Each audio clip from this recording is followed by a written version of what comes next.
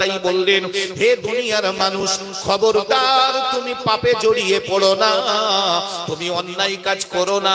ওয়ালা তাকতুলু আওলাদাকুম খাশিয়াতা ইমলাক, খেতে দেওয়ার ভয়তে, লালন পালনের ভয়তে তুমি তোমার বাচ্চাটাকে হত্যা করে ফেলো না।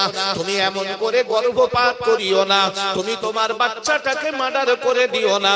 মনে রেখে দাও, নাহনু নারযুকুকুম ওয়া ইয়াহুম, আল্লাহ খাওয়ায়, আল্লাহ পড়ায়, তুমি বান্দা কেবলমাত্র একটা বাহানা, তুমি একটা বাহানা, তুমি একটা ওসিলা।